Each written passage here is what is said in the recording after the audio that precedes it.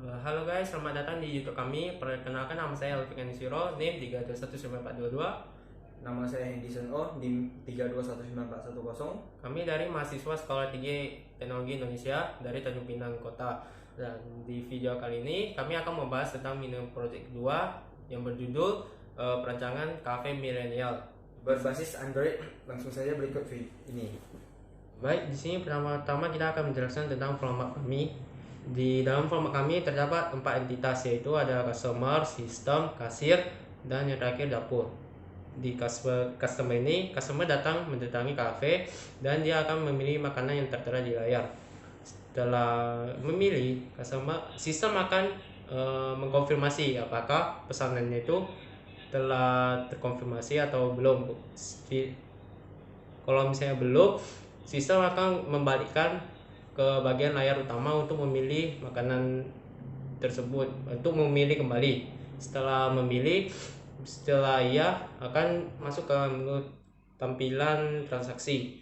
Di menu tampilan transaksi akan terdapat 2 jenis transaksi, yaitu cash debit, dan setelah memilih akan langsung menuju ke mencetak resi transaksi.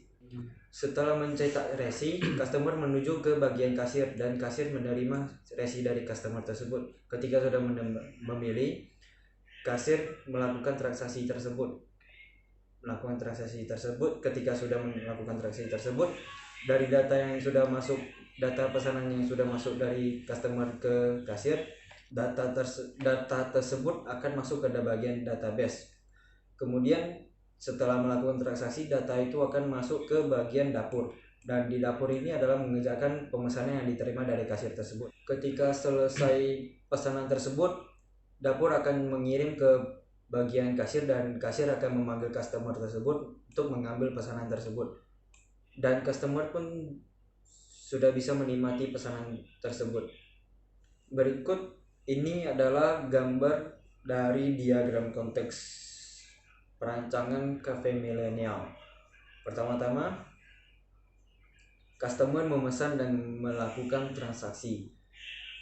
Customer memesan makanan dan membayar di bagian kasir, kemudian dari kasir memberikan data pesanan ke bagian dapur, dan bagian dapur mengerjakan data pesanan customer tersebut. Ketika sudah mengerjakan, dapur akan memberikan ke bagian kasir dan kasir akan memberikan pesanan ke customer tersebut. Baik, ini adalah data flow diagram kami. Di sini data DFD kami ada 3 entitas, yaitu yang pertama customer, yang kedua kasir, yang ketiga dapur. Data customer masuk ke bagian database dan kasir menerima resi pesanan dari database. Kemudian customer melakukan transaksi dan sudah melakukan transaksi, dari data transaksi masuk ke bagian database. Kemudian bagian dapur menerima data pesanan dari database dan mengerjakan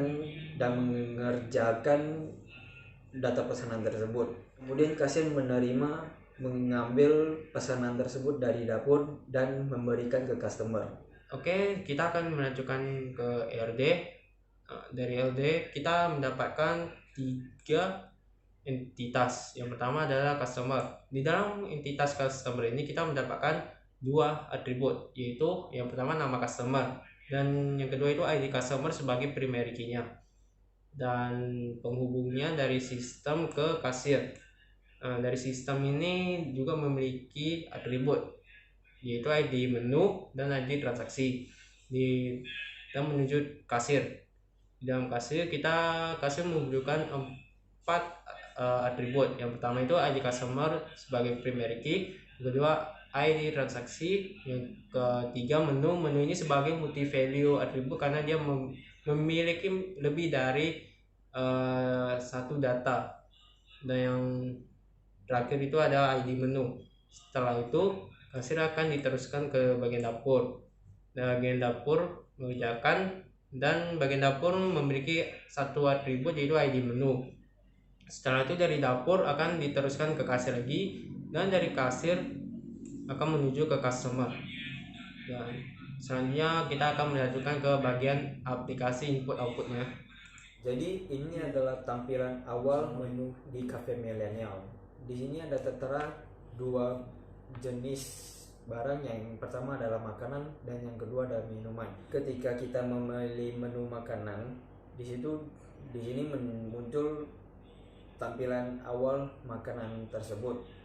Ketika kita sudah ingin memesannya, kita akan menekan tombol above, di mana tombol above itu ada penjelasan dari makanan itu, harga dari makanan itu, dan nama menu dan rating dari makanan tersebut. Jika kita sudah ingin memesannya, kita akan menekan tombol tambah tersebut, dan tombol tambah tersebut akan otomatis masuk ke bagian data pesanan tersebut.